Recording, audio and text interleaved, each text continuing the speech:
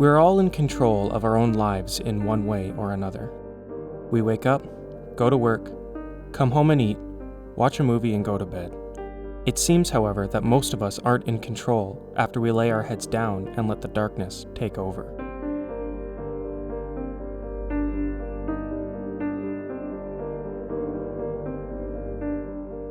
When we dream, we often appear in places we're familiar with, like our home or places that hold great significance in our lives. These places that derive from our own memory serve as the dreamscape or setting. Sometimes we appear in these places as we were at the time of the memory, for instance, as a child or with friends.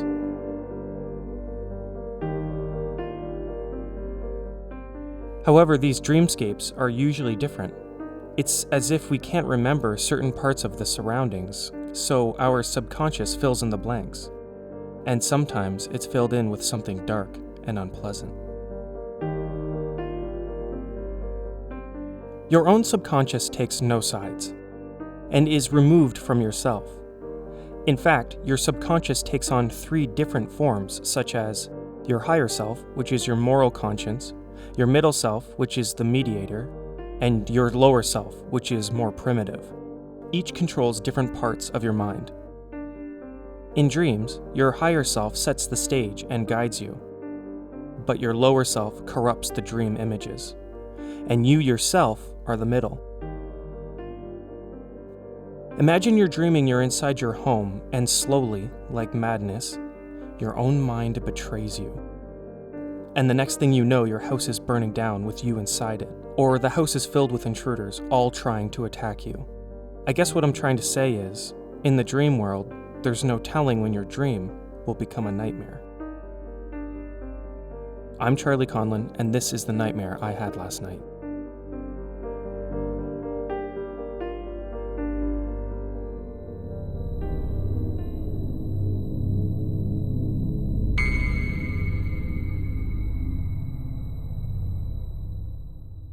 The birds were singing. It was a beautiful summer day with lush trees and a clear sky. There was a slight breeze that felt warm and comforting against my skin. I was standing in my elementary school's field looking down at the patchy dirt terrain. Ants were devouring a dead rat, carrying its guts back to their colony, all efficiently working towards their greater good. The field was large, with a fence surrounding the north, east, and west sides, standing about 10 feet tall. The school itself was located to the south. "Toss it here," a familiar voice called out ahead of me. It was my oldest friend Daniel. That's when I realized that we were the age of about 10. A baseball in my right hand and a glove in my left. Without question, I threw the ball to him. We must have been playing catch before I was lost in curiosity. He caught the ball and threw it back. Then I threw it to him. The sun shined down on us as we continued this rhythm. The nostalgic atmosphere was overwhelming. Kids again, in our old neighborhood with no cares in the world and nowhere to be. At the same time, however, something felt strange. "Heads up!" He threw the ball fast at my head. I quickly ducked out of the way. It flew across the field, hit the ground, and rolled even further. "I'll get it," I called out, running away toward the west fence. The field was much larger than I had realized. I glanced over my shoulder, and Daniel gave me a wave. My pace continued. The ball was at the base of the fence, in a small patch of grass. I bent down to grab it. That's when I noticed someone standing directly in front of me, but on the other side of the chain link fence. I stared at this person's feet for a moment, trying to make sense of what I was looking at. His shoes were a thin fabric with barely a base, almost like dirty socks. I composed myself and stood up to face the stranger. To my surprise, it was a short, old man, wearing a red hat and a jacket with many layers underneath. His pants were brown and ratty. He stood there with a huge smile on his face that spanned from ear to ear. His mouth was closed. "Hello," I said. He didn't respond. He just stood there with a smile and closed eyes. A little confused, I turned around and ran back, reaching the center of the field in no time. Daniel was no longer there. I looked around to see if he was at the school or by the 2 large trees at the north fence, but he was nowhere to be seen. I looked back across the field at the old man on the other side of the fence, still standing there, unmoved. For a moment, I remained staring at him, almost in a trance. Even though he was far away, his smile was still visible. I grabbed my glove and decided to leave. I walked towards the west fence where a gate was located. I turned around one more time to look at the old man, but he wasn't there. I swung my head to face forward, and the old man was standing in front of me, now on the other side of the west fence. I could see him clearly, still smiling. This couldn't be possible. It was undoubtedly him.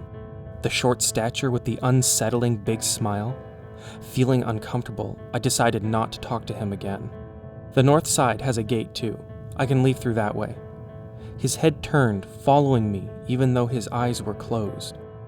Upon closer inspection, I noticed that his pants were actually made out of a dirty burlap sack, with many holes and covered in dried, dusty mud. I made my way toward the north gate, the man still standing at the west fence looking at me. I felt like I had been walking for a while and looked ahead to the north fence. He was now in front of me, again on the other side of the fence. My body broke into a cold sweat, panic coursed through me. I looked around to see if Daniel had returned, but he hadn't. Fixated now on the old man, I was hyper alert of what he was wearing. It looked like a homemade jacket, crudely sewn together with different pieces of other coats. The shirts layered underneath looked cheap, as if they were made out of rough material. He stood there, still smiling at me, eyes closed. His skin looked orange, like he was sick with jaundice, and he was slick with sweat. The school was to the south. There wasn't much distance to cover. I could make a run for it. Maybe get inside, away from this man. The sun was now on the horizon, skimming the tops of the trees, turning the sky orange. It was almost night. How long have I been here? I need to get to the school. I gripped the baseball still in my hand and took off running towards the school, tearing up dust clouds from my speed. I ran as fast as my 10-year-old self could, eyes fixed on the school. I ran, fearing the old man was close behind. The sky was a darker blue. It was getting late. I had only made it halfway, and I turned around to look behind me. Standing there, with his dirty burlap sack pants, his rag hat, and his sick orange skin. The short, old man. Hands at his side and a gigantic smile across his face. Inside the field, on my side of the fence. Panicked, I ran to the school, crying out in fear. The school's side door was thankfully unlocked. Inside, the school was empty. The lights were off, and everything was still visible. The hallway was long and lined with lockers. It was quiet. I ran down the hall, not sure what to do. Maybe he won't come in here. Maybe I can leave through another door, unseen. That's when I heard the side door I had just entered through slam shut.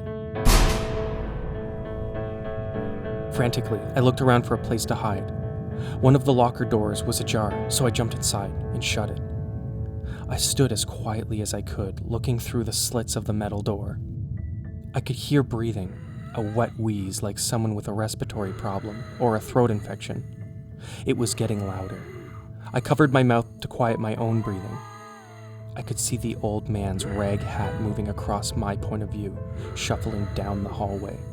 I stood on my toes to get a better look. He was directly in front of me and stopped. His mouth opened and his smile faded.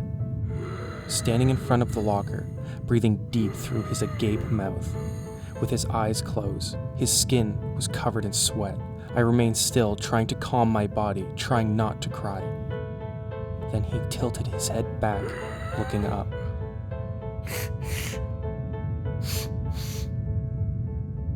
I tried my hardest not to make a sound.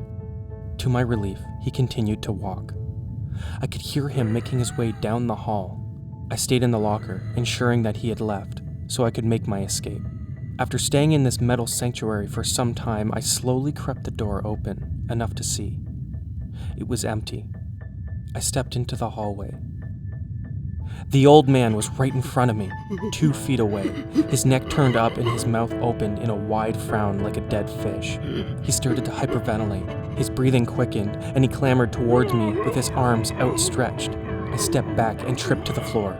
He scurried on top of me, his shirt felt like steel wool, his skin like wet leather.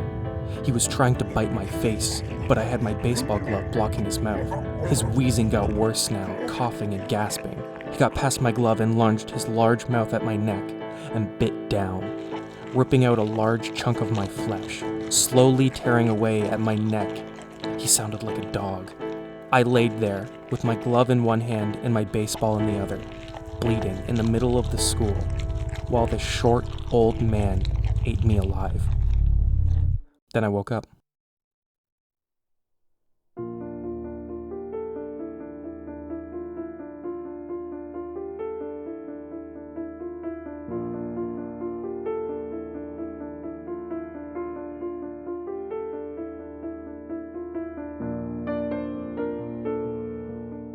We have all seen a scary movie in our lives that really stuck with us, making it difficult to fall asleep, thinking the monster from the movie is under your bed, ready to grab you, or going to the bathroom in the middle of the night, purposely not looking in the mirror, thanks to years of horror movie cliches.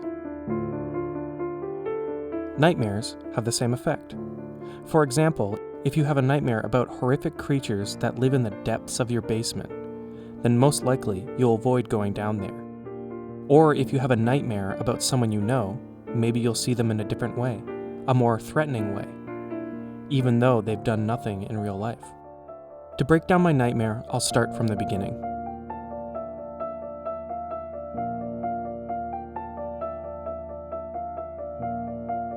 At the start of my nightmare, it was actually a pleasant dream. I was at the school I attended growing up with my friend Daniel. As kids, we spent a lot of time there because it was close to our houses.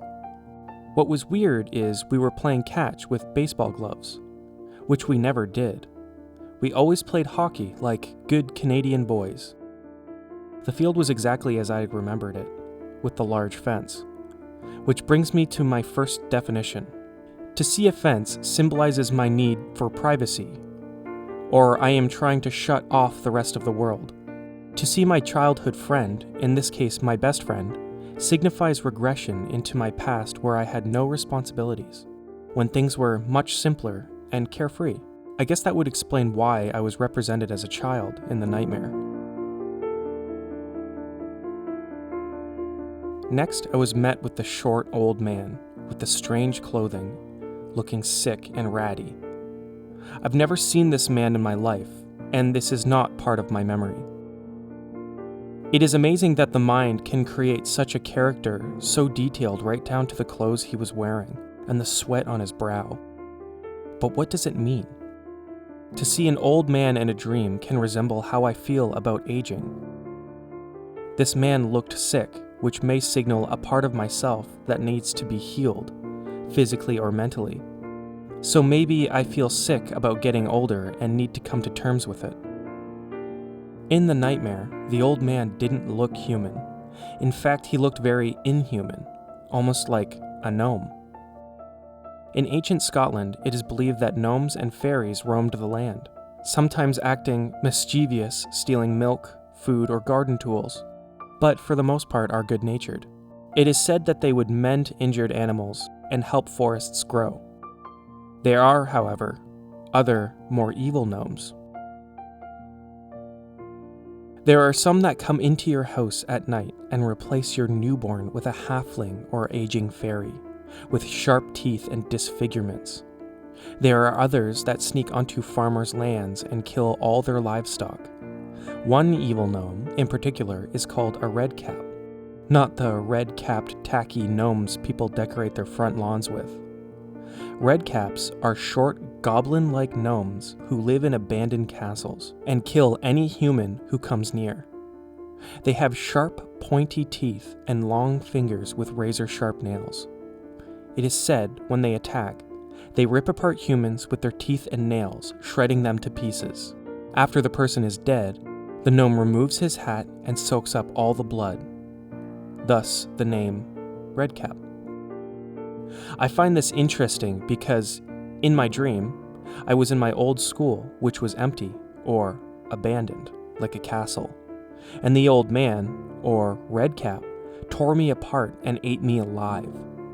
So the lore matches the nightmare.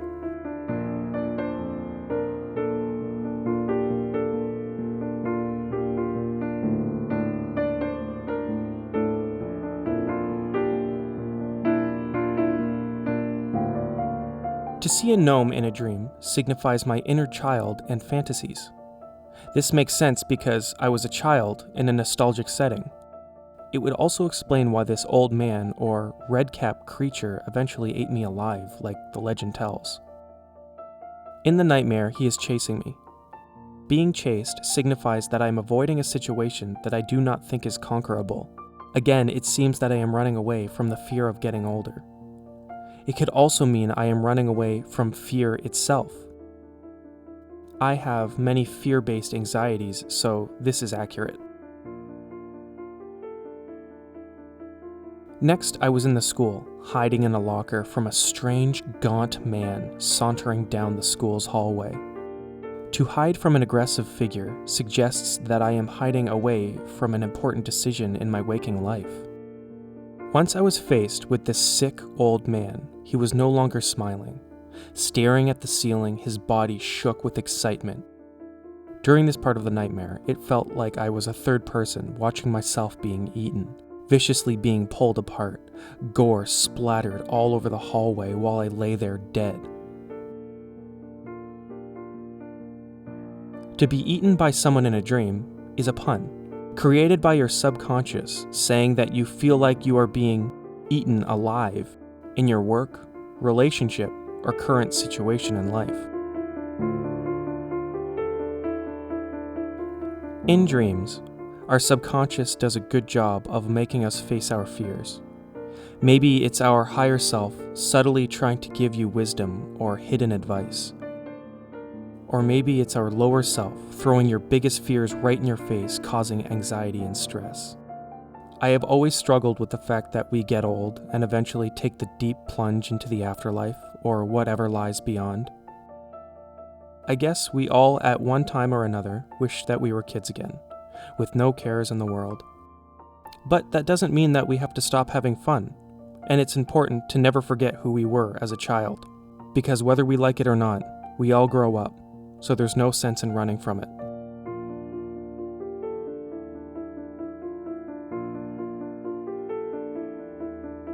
This story was written by me, Charlie Conlon, with music by Joe Conlon. I hope you enjoyed this terrifying nightmare. Please take time to rate the podcast on iTunes and let me know if you enjoyed it in the comments. Follow me on Twitter and Instagram at KMN Podcast to get more information and keep updated on all things nightmarish. Remember, if things get too scary, you can always wake up.